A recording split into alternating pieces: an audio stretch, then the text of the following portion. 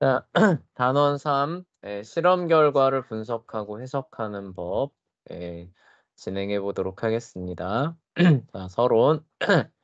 지금까지 과학적 방법론을 배웠으니 이제 여러분이 그것을 적용하는 법을 배워보자. 배운 내용을 실제 사례에다가 적용해 보자는 얘기죠. 아, 목이 왜 이러냐. 네. 여러분이 과학적 방법론을 적용하는 방식은 그로부터 이끌어내는 결론의 신뢰도에 굉장한 영향을 미친다.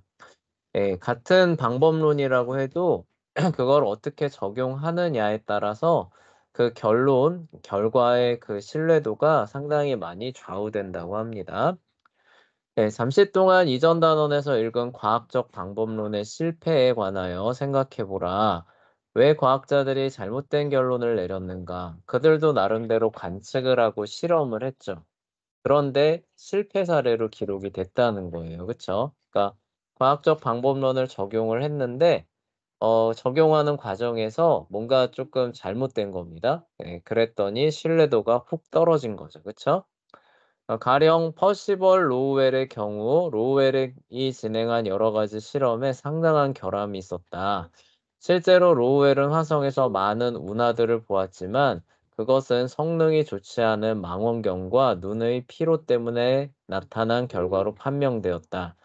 로우웰이 훨씬 더 좋은 망원경을 사용하고 눈에 충분한 휴식을 주면서 여유 있게 몰두했더라면 그릇된 결론을 내리지 않았을 것이다. BCS 이론의 경우 이거 초전도체 이론이었죠. 그쵸? 그때까지 보충되지 않고 손실된 채 남아있던 자료들이 있었다. 고온 전도체들은 이 이론이 과학 법칙으로 널리 받아들여진 후까지도 발견되지 않았기 때문이다.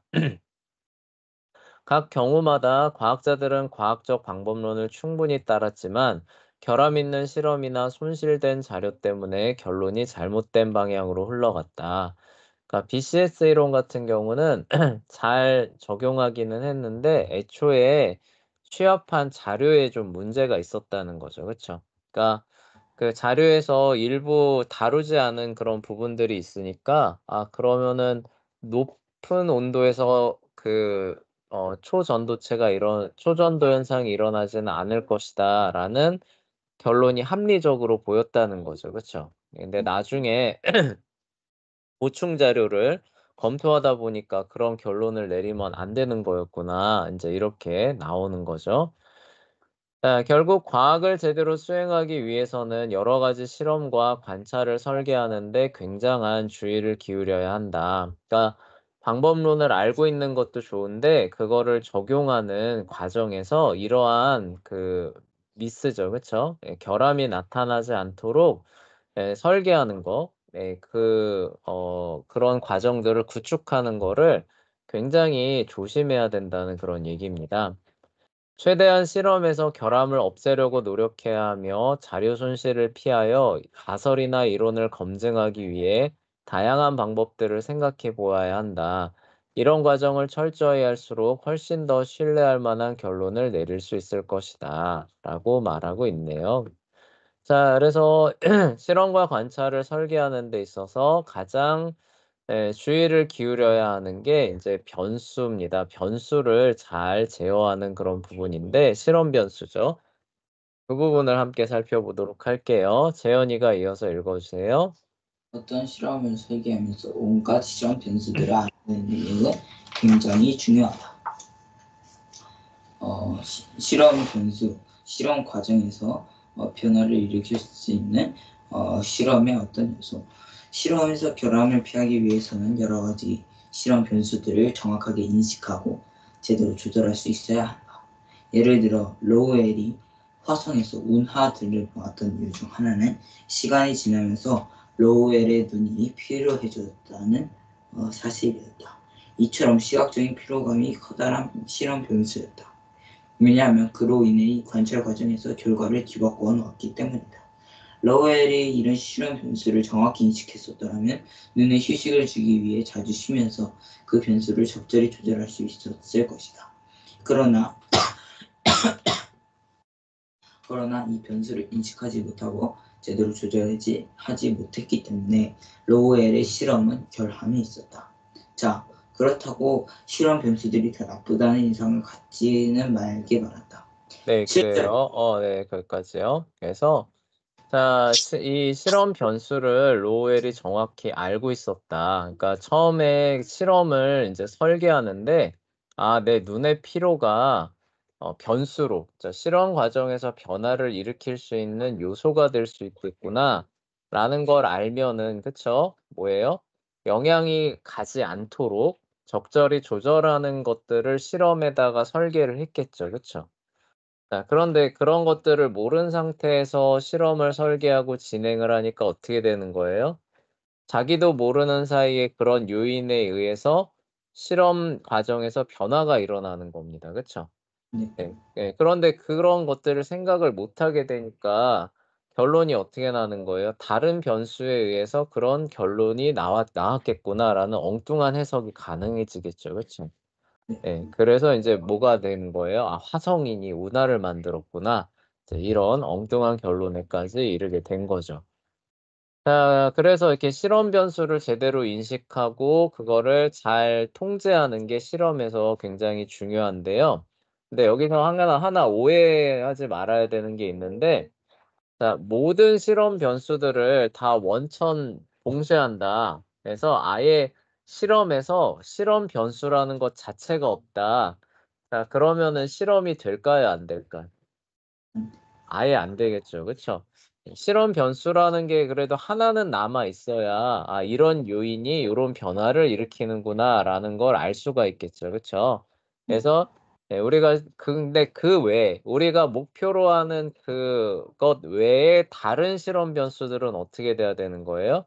적절하게 통제가 돼야지 '아 요게 요 영향으로 요런 결과가 오는구나.'라는 의미 있는 결과를 도출한다는 겁니다. 그래서 우리가 목표로 하는 것 외에 다른 것들은 조절을 하고 목표로 하는 것만 작용하도록 실험을 설계하는 거 이런 게 중요하다는 거죠. 그다음 서연이가 읽어 봅시다.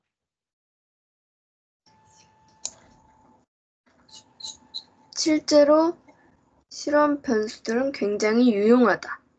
흔히 어떤 과학자가 실험을 통하여 무언가를 배우는 유일한 방법은 다양한 실험 변수들을 바꾸어가면서 얻은 실험 결과들을 서로 비교하는 것이다.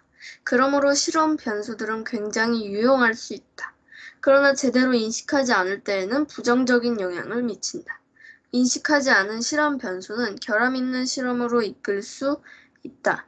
제대로 인식되고 조절된 실험 변수들은 흔히 어떤 실험에서 절대적인 부분을 차지한다.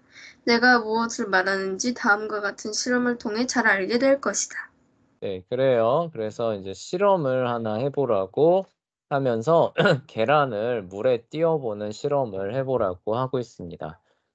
수업 끝나고 여러분들이 이거 실제로 해 봐도 재밌겠죠. 그쵸? 그래서 어떻게 하느냐? 처음에 유리잔을 하나 마련을 하고요. 그다음에 물을 거기에 반 정도 이제 채워 놓습니다. 자, 그리고 삶은 계란 하나를 준비를 해 주시고 그다음에 뭐 숟가락, 그다음에 스푼, 그다음에 소금을 준비를 해 주시면 돼요. 자, 여기서 인제 실험을 하는데 우리는 직접 할 수 없으니까 우리 설명으로 실험을 해 봅시다. 자, 이렇게 해 놓고 자, 물을 반 정도 담습니다. 자, 그리고 여기에다가 삶은 계란을 자, 이렇게 해서 넣으면은 이 삶은 계란은 어떻게 될까요? 깔아앉겠죠. 가라앉겠죠. 그쵸? 밑에 이렇게 가라앉아서 요렇게 있을 겁니다. 그쵸? 자, 네, 근데 이 상태에서 자, 인제 소금을 투하하기 시작합니다, 여기에. 네, 자, 처음에 여기 찻숟가락 하나 있죠? 찻숟가락 한 스푼을 넣고 그다음 두 스푼 넣고 세 스푼 넣고 네 스푼 넣고 이런 식으로 계속 늘려가는 거예요. 늘려가다 보면은 어떤 변화가 나올까요, 안 나올까요? 하고 있죠. 어떤 변화가 나와요? 뜨지 않을까요? 떠요. 그쵸? 왜 뜰 것 같아요? 그 바다처럼 그 염도가 있으면 네, 맞아요. 염도가 올라가면서 이게 뜨게 됩니다. 그쵸? 자, 그런 인제 실험을 인제 해 보자는 그런 얘기예요. 그래서 이렇게 넣다 보면은 계란이 처음에는 반응을 안 합니다. 반응을 안 하는데 염도가 조금씩 올라가면서 얘가 조금 이렇게 가벼워진 것 같은 느낌이 들다가 나중에는 이제 어떻게 되는 거예요? 요게 이제 바닥에서 조금 요렇게 뜨고 염도가 더 올라가면 어떻게 돼요? 이렇게 고개를 내밀겠죠. 그쵸? 네. 요런 식으로까지 올라오게 될 겁니다. 그래서 인제 고런 실험을 인제 해 보라고 나와 있는데 근데 이 실험이 중요한 게 아니라 이 실험에서 실험 변수들을 우리가 파악하는 훈련들 그리고 어떤 변수들이 조절이 됐는지 그리고 어떤 변수들은 아예 배제가 됐는지 요런 것들을 살펴보는 안목을 키워보자는 의미에서 요런 실험을 사실 해 보라는 겁니다. 그래서 뭐 내용은 그렇게 어렵지는 않죠. 그래서 이렇게 쭉 진행을 이제 해 보시고 했다고 우리가 가정하고요. 모든 실험이 순조롭게 진행되었다면 여러분은 분명 계란이 물속에 가라앉는 모습을 지켜보았을 것이다. 처음이죠. 처음에 이제 진행하면은 이제 가라앉은 거예요. 참. 근데 여기 진행하는데 이게 있다. 여기 보시면은 처음에 인제 그거를 기록을 하고 그 소금을 투하하는데 소금을 투하하기 전에 먼저 계란을 인제 꺼내는 거예요. 계란을 꺼내서 예 건져 놓고 그다음에 찻숟가락을 넣고 소금을 투하하는 겁니다. 그다음에 다시 계란을 넣고 그다음에 다시 꺼낸 다음에 다시 소금을 넣고 이런 식으로 진행하라는 거예요. 넣어 놓고 소금을 계속 넣어 놓는 게 아니라 그런 식으로 인제 진행을 하라는 그 내용이었어요. 선생님이 잠깐 좀 착각했던 것 같아요. 자 어쨌건 그렇게 인제 진행을 하면은 처음에는 인제 어떻게 되냐면 가라앉지만 소금을 첨가하면은 이전만큼 신속하게 그쵸? 가라앉지는 않고 나중에는 계란이 물 위에 둥둥 떠 있게 됩니다. 자 이제 이것이 무엇을 의미하는지를 설명하기 전에 여러분이 직접 여러 가지 실험 변수를 고려하면서 이런 실험을 분석해 보기 바란다. 무엇이 실험 과정에서 변화를 일으켰는가? 자 라고 묻고 있어요. 여기서 가장 주된 실험 변수는 인식하기가 쉽죠. 그쵸? 뭐예요? 주된 무엇이 실험 변수 뭐예요? 안 떠오르는. 예? 네. 실험 이 변수. 실험 변수가 많이 있겠죠. 그쵸? 이 실험의 변화를 일으키는 요인을 실험 변수라고 하잖아요. 그쵸? 많이 있을 수 있어요. 근데 주된 실험 변수, 우리가 목표로 하는 실험 변수는 뭐예요? 서연이가 오빠가 알 거예요. 예. 뭐예요? 이게 뭐 때문에 계란이 둥둥 떠오른 거예요? 소금. 소금의 양이죠. 그쵸? 네. 그게 우리가 목표로 하는 실험 변수일 겁니다. 근데 이 실험에서 소금의 양만이 과연 실험 변수였느냐라고 물어보면 그럴까요? 아닐까요? 아니죠. 그렇지는 않아요. 다른 실험 변수도 있었는데 어 어떤 의미 있는 결과를 도출해내지 못하도록 그게 충분히 조절이 된 상태에 있었습니다. 고런 부분들도 사실 있는데 고것도 살펴보도록 할게요. 자 그래서 여기 보시면은 무엇이 실험 과정에서 변화를 일으켰는가? 자 우리는 전체 실험 과정을 통하여 동일한 유리잔과 동일한 계란을 사용하였다. 그러니까 유리잔과 계란은 실험 변수라는 거예요? 아니라는 거예요? 아니라는 거죠. 그쵸? 동일한 걸 사용했으니까 애초에 변화를 일으킬 수가 없죠. 네. 그러니까 이건 실험 변수가 아니라는 겁니다. 자 그리고 이 계란을 언제나 동일한 스푼으로 끄집어냈다. 그래서 찻스푼 동일한 거 사용했으니까 그 숟가락도 실험 변수가 될 수 없다는 거죠. 그쵸? 네. 자 그렇지만 내가 보기에 두 가지 실험 변수가 있었다라고 하면서 두 개는 실험에 영향을 미칠 수 있었다는 거예요. 가장 중요한 실험 변수 그쵸? 물속에 일정한 양의 소금을 집어넣는 거 그쵸? 소금의 양이 그 실험 변수고 사실 주된 실험 변수가 되겠죠.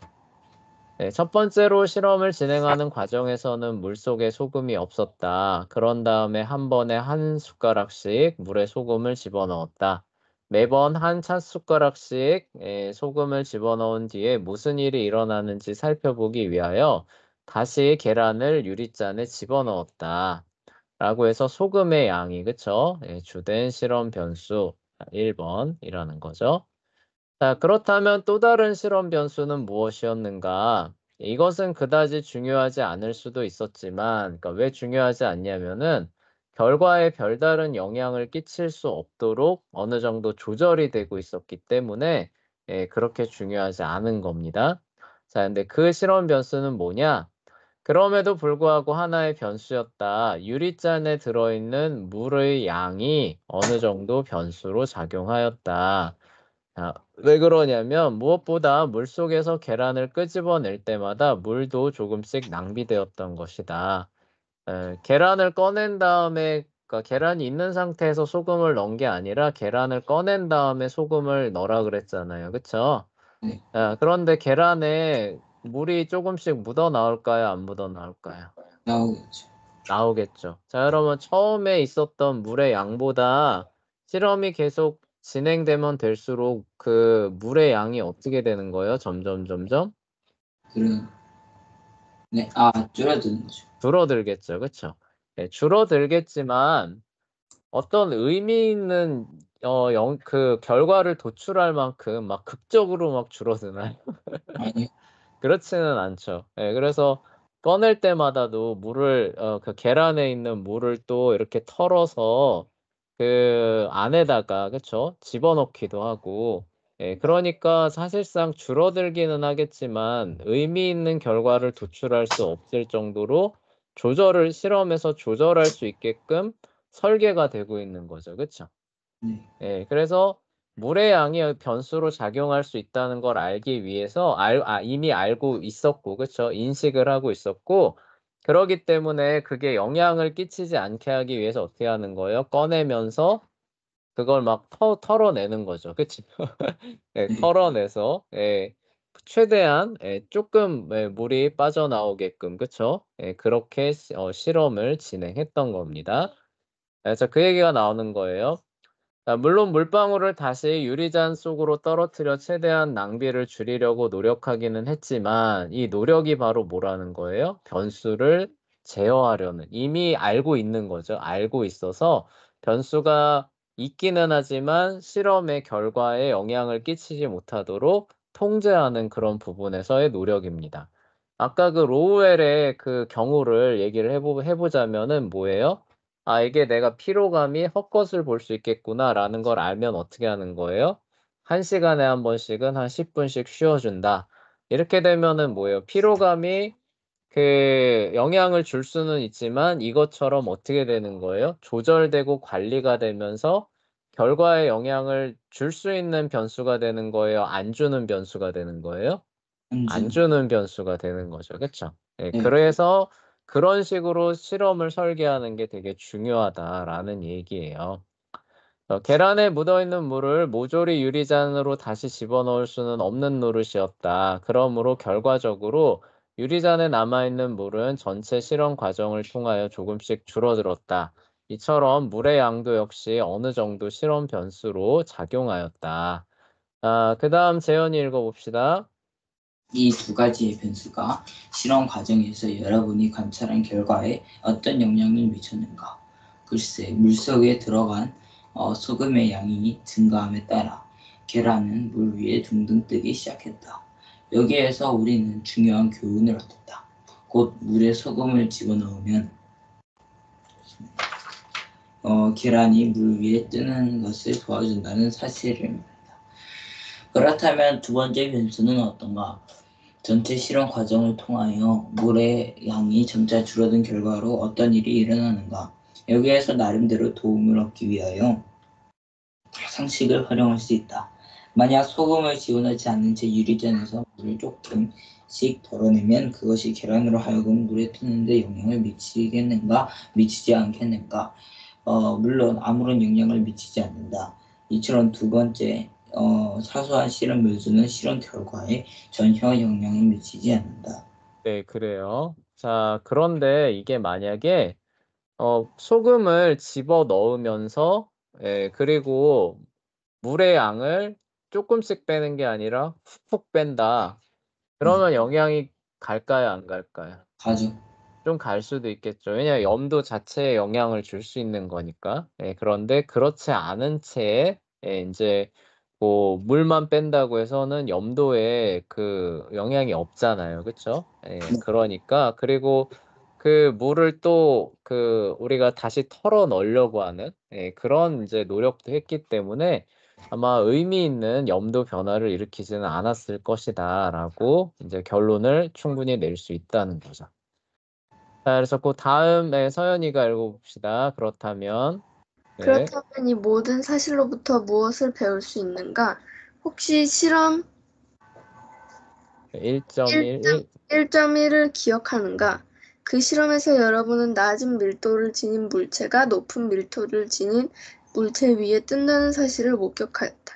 식물성 기름은 물보다 밀도가 낮기 때문에 물 위에 둥둥 떠다녔다. 코르크 마개는 식물성 기름보다 밀도가 낮기 때문에 식물성 기름 위에 떠다녔다. 그런데 이번 실험에서는 계란이 순수한 물속에서는 가라앉지만 일단 물에 소금을 많이 집어넣으면 뜬다. 이 현상이 소금물에 대해 무엇을 가르쳐주는가? 그것은 바로 소금물이 순수한 물보다 훨씬 더 밀도가 높다는 사실이다. 네, 그래요. 그래서 이렇게 변수들을 잘 조정을 하니까 어떤 과학적 결론을 얻어낼 수 있는 거예요? 물에다가 소금을 집어넣으면은 밀도가 어떻게 된다고요? 올라간다라고 하는 사실을 알 수 있게 된 거죠. 그쵸? 네. 이런 실험 변수를 적절히 잘 조절함으로. 그쵸? 네. 참 어떻게 보면 신기해요. 그쵸? 물에다가 소금을 녹였는데 왜 물의 밀도가 올라갈까? 신기하기는 한데 어쨌든 뜨는 걸 보니까 분명한 사실이죠. 그쵸? 재현이 이 실험 기억하죠? 그쵸? 우리가 직접 하지는 않았지만 설명했던 거 기억나죠? 그쵸? 그 코르크 마개하고 네. 기름. 네, 맞아요. 기름 그다음에 시럽 이런 거 해 놓고 그쵸? 돌멩이 뭐 이렇게 떨어뜨리고 그런 실험입니다. 그래서 밀도의 차이, 모든 물체가 원자로 되어 있다라는 거, 그걸 보여주기 위한 실험이었죠. 그쵸?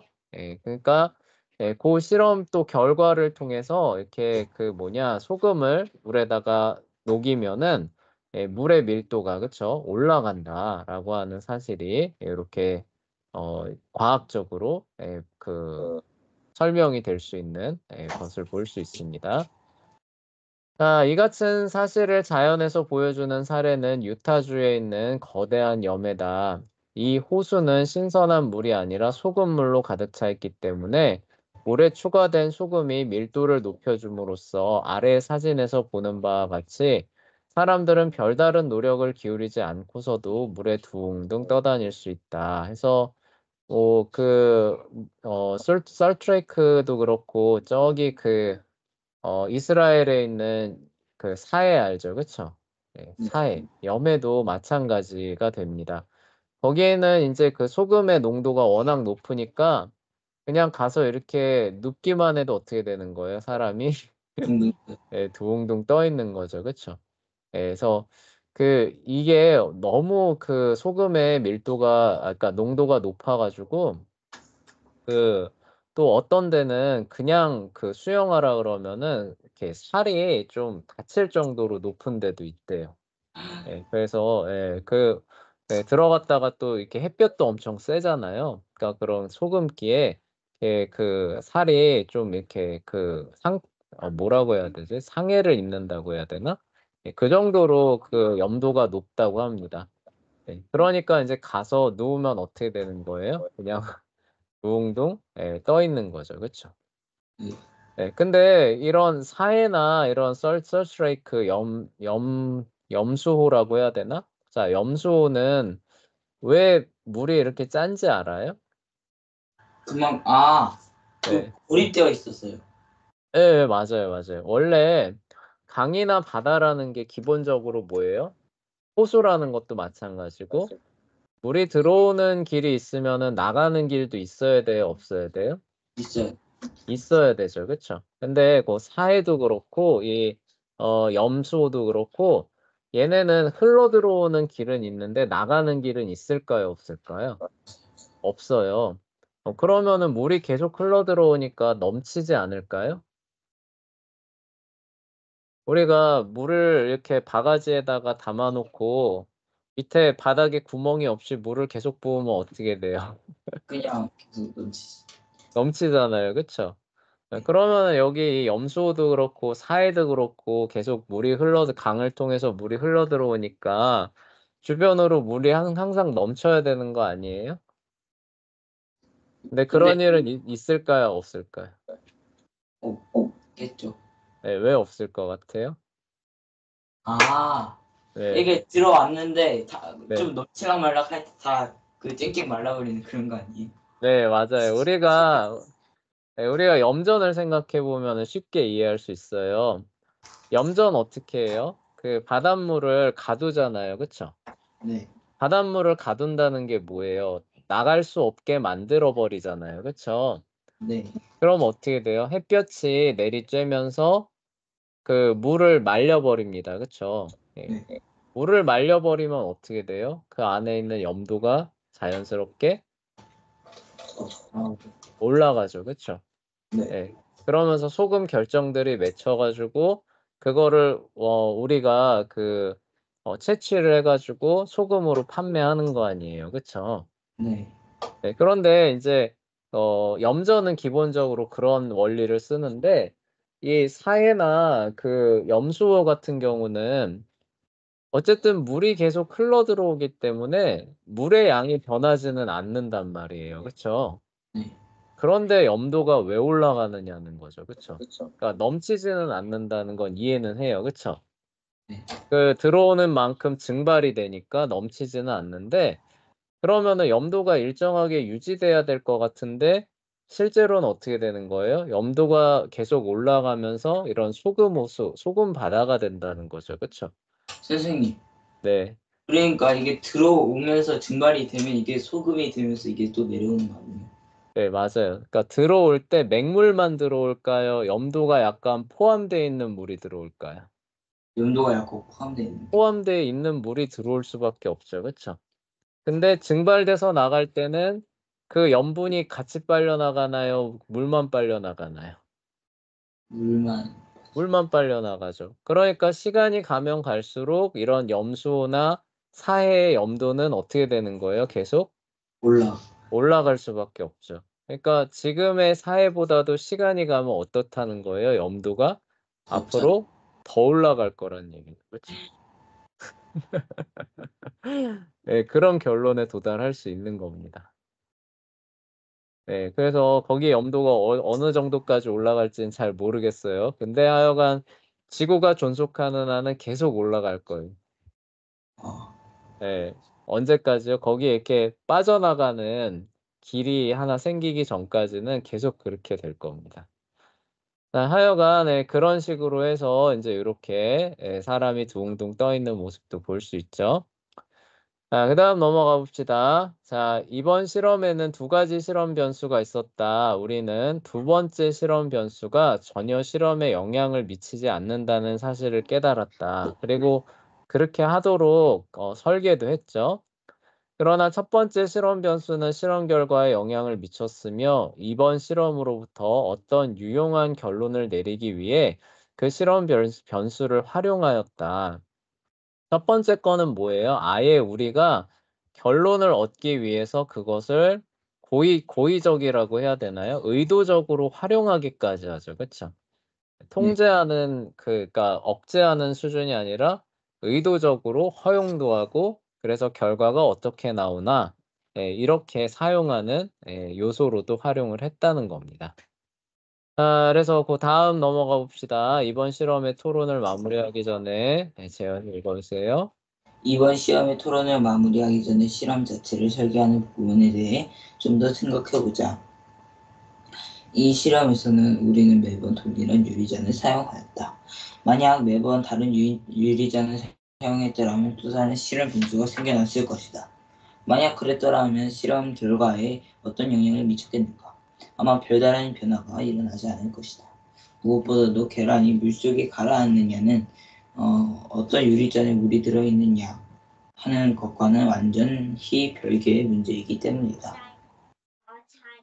또한 우리는 실험을 진행할 때마다 매번 다른 계란을 사용할 수도 있었을 것이다. 만약 그랬다면 실험 결과에 어떤 영향을 미쳤겠는가? 아마 그것도 크게 영향을 미치지는 않았을 것이다. 무엇보다도 단원 1에서 어떤 물체의 밀도가 물에 뜨는지 아닌지를 결정한다는 사실을 배웠기 때문이다. 그러나 대다수 계란이 비슷한 밀도를 나타내기는 각 계란마다 조금씩은 다른 밀도를 나타낼 것이다. 비록 모든 계란은 순수한 물속에 가라앉을 만큼 충분한 밀도를 갖고 있더라도 계란 하나가 물에 뜨는데 필요한 소금의 양은 아마도 계란에 따라 약간씩 다를 것이다. 실험할 때마다 각각 다른 계란을 사용하는 것이 어느 정도 실험에 영향을 미치기는 하겠지만 아마 최종적인 결론에는 그다지 많은 영향을 미치지는 않을 것이다. 모든 계란이 순수한 물에는 가라앉는 동시에 충분한 소금을 집어넣으면 물 속에 뜰 것이고 소금물이 순수한 물보다 훨씬 더 밀도가 높다는 최종적인 결론은 동일하게 그대로 남아있을 것이다. 네, 그래요. 자, 예. 자, 실험 변수를 더 만들어낼 수도 있었다는 거죠. 그쵸? 이 실험에서. 왜요? 유리잔을 매번 다르게 사용해 본다. 혹은 계란을 매번 다르게 사용해 본다. 라는 실험 변수를 만들어낼 수도 있었는데, 이번 실험에서는 그 실험 변수를 만들어내는 쪽을 택했어요? 아니면은 아예 원천 봉쇄하는 쪽을 택했어요? 만들어. 원천 봉쇄하는 쪽을 택했죠. 그쵸? 그래서 아예 변수가 안 되는 쪽을 선택한 겁니다. 그쵸? 네. 왜 그렇게 했을 것 같아요? 여기서 보면은 그렇게 한다고 해서 뭐 실험 결과에 큰 영향이 있을 거라고 본 거예요? 없을 거라고 본 거예요? 없을 거라고. 네, 없을 거라고 봤죠. 그러면 그렇게 해도 된다는 얘기잖아요. 그쵸? 네. 네, 그런데 왜 그렇게 안 했을까요? 사연이 말고. 아. 예. 예. 근데 굳이 그렇게 할 필요가 있나요? 없나요? 없죠? 없죠. 그렇게 하면은 어때? 귀찮잖아요. 그쵸? 네. 예. 실험해야 되는데 굳이 그러니까 영향을 안 주는 것까지 알겠어요. 영향도 안 주는데 굳이 그런 변수를 만들어내서 복잡하게 실험을 할 필요가 있을까요? 없을까요? 없죠. 없겠죠. 그리고 또 하나 그 변수가 있을 수 있어요. 영향을 안 줄 거라고 생각했는데 혹시나 우리가 모르는 부분에서 영향을 크게 미치는 요소가 숨어 있으면 어떻게 할 거예요. 그쵸? 이번 거 같은 경우는 너무 명확하기는 하지만 혹시라도 그런 경우가 있을 수 있다는 거를 우리가 보증할 수는 있어요? 없어요? 없죠. 네, 그러니까 애초에 실험을 설계를 할 때는 상관없는 변수다 싶으면은 어떻게 하는 거예요? 원천 봉쇄하는 쪽으로 실험을 설계를 해야 실험 결과가 훨씬 더 명확하게 나오고 그쵸? 헷갈리지 않고 복잡하지 않게 나오고 혹시라도 모를 어떤 요인에 의해서 실험이 결함이 있는 실험이 되는 거를 방지할 수 있다는 거죠. 그쵸? 네. 네. 그래서 여기서 유리잔도 동일하게 사용하고 계란도 동일한 걸 사용했다는 겁니다. 네. 네. 그런 의도가 숨어 있었다라는 거를 알고 있었어요? 이 실험에서? 몰랐죠. 그쵸? 예. 근데 실험을 계획하는 입장에서는 이런 것들을 다 알고 있어야 된다는 거예요. 그래서 실험이 계획하고 시행하는 게 이렇게 말처럼 쉬운 건 아니라는 거예요. 네. 자, 그래서 다음으로 자 넘어가 봅시다. 자, 서연이죠. 서연이가 자 매번 다른 유리잔을 사용하더라도 선생님이 말했던 부분 이제 책에서 얘기를 할 거예요. 읽어 주세요. 매번 다른 유리잔을 사용하더라도 실험에 전혀 영향을 미치지 않는다면 왜 우리는 그렇게 하지 않았을까? 그것은 아마도 좀 더 편리한 방법을 선택하려고 했기 때문이다. 매번 다른 계란을 사용하더라도 실험의 최종적인 결론에 아무런 영향을 미치지 않는다면 왜 우리는 그렇게 하지 않았을까? 계속 읽어주세요. 분명히 그게 훨씬 더 신속하게 실험을 진행할 수 있는 방법이기 때문이다. 두 가지 질문에 대한 답은 간편합니다. 실험에서 꼭 필요한 부분이 아니라면 항상 실험 변수를 줄이는 방향으로 실험을 진행해야 한다. 네, 그래서 이게 앞에 말했던 그 부분이죠. 그쵸? 네, 굳이 복잡하게 할 필요는 없다라고 하는 그 부분입니다. 자, 물속에 집어넣는 소금의 양을 조절하는 것은 꼭 필요한 실험 변수다. 근데 이건 꼭 있어야 되죠. 소금은 실험에서 어떤 의미 있는 결론을 얻기 위해 사용된다. 유리잔, 계란, 유리잔 속에 들어있는 물의 양은 꼭 필요한 실험 변수가 아니다. 이런 것들로부터는 아무것도 배우지 못한다. 그러니까 이 세 개는 뭐예요? 세 개는 줄이거나 없애야 되는 실험 변수라는 거죠.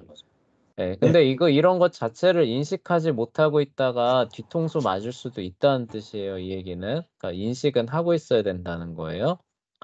그러므로 최대한 그런 실험 변수들을 줄이거나 아예 없애야 한다. 우리는 매번 실험을 진행할 때마다 동일한 유리잔과 계란을 사용함으로써 그런 실험 변수를 아예 없애버렸다. 이건 뭐예요? 이거는 아예 없앨 수 있었다는 거죠. 그쵸?